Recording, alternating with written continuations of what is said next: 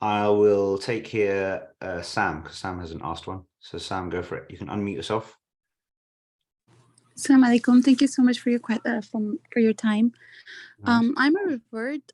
I did type my question in the chat in case you get to it later. So my question was, I'm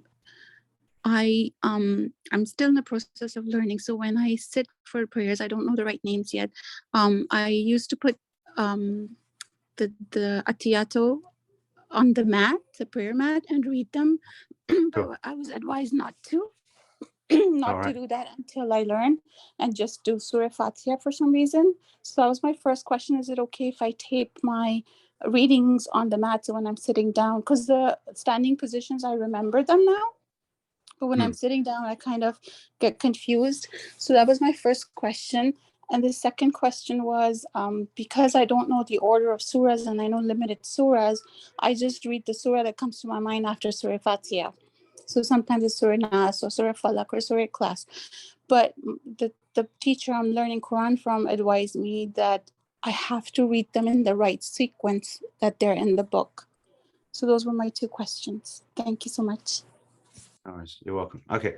All right, look, so the first question was, and these will be the last two questions that we cover today. The first question was, if I'm unfamiliar with the words, basically I'm still learning, can I have the words sort of, basically written, and can I read from something that's written?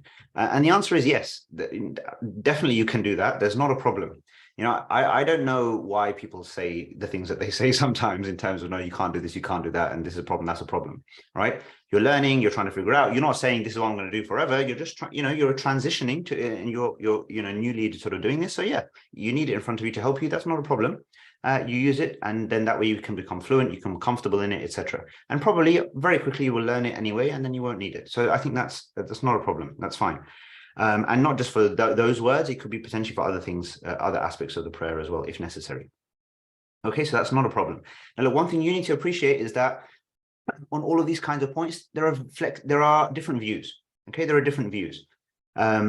And so you can appreciate, and I can appreciate why it is confusing for you, right? In terms of, you're newly into this, and some say yes, some say no, this, that, whatever. Again, I encourage you and everybody to think through some of these things. Just think through these things in a reasonable way. Understand what the salah is overall, right? And then for the details of these things about the etiquette, the rules, etc., where you already know that there is a range of different opinions, just the fact, since you know there's a range of different opinions out there, and since there is no one way, okay, of saying like it's this or that or the other for lots of these things with certainty, let's say, I do think it's an important way to decide on things for yourself sometimes, which is really in the end what we have to do anyway, is to just think naturally. I'm in front of my Lord, I'm trying to do X, Y, Z, whatever. Like, what do I think that he thinks? All right. Now, if you are someone who I'm submitted to my Lord, I recognize him. He's the one God. I'm going to worship him. I'm going to offer, pray to him. I'm going to, say these words, etc. These words are new to me. I'm just going to have something in front of me, just in front of me. It's not causing me to look over here, look over there. I'm not like saying some other random thing. I'm just saying those words. I've got something in front of me to help me, right? Just say these words comfortably and properly and get fluent. Again, with what mind does anybody say that Allah looks at that situation and has a problem with that? I can't, like, for me, I don't understand that. It doesn't make any sense to me whatsoever, unfortunately.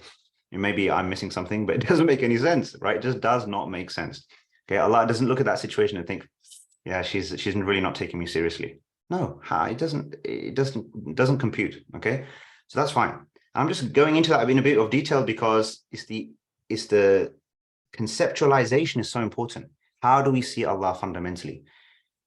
And it seems to me to see him as it's so funny because, I mean, not that funny, but it's very common that in underlying a lot of questions that are asked, you can tell, and now over years, I've dealt with, God knows how many of these questions, there's a lot of fear that's underlying a lot of these questions. We're actually really afraid in the psyche, often many of us, about how Allah is trying to catch us out for the smallest of things. It's a very damaging way to, that is not who Allah is.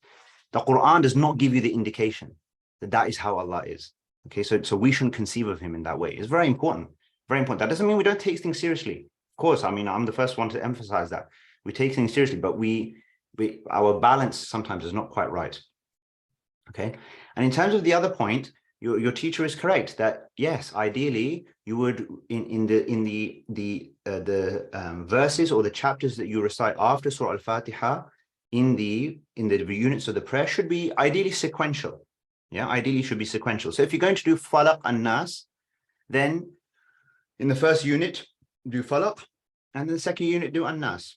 Now, if you did An-Nas in the first unit and Al-Falaq in the second unit, again, is it a problem? Is it a major problem? Is it invalidating your prayer? Any of that? No, it's not.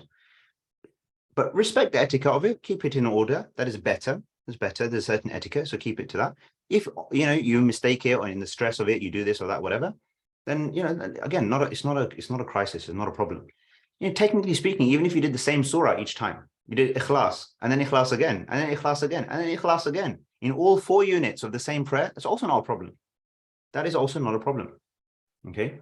Is it ideal? Should you vary it? Yeah, you probably should. But is it is it a major problem? No, it's not a major problem.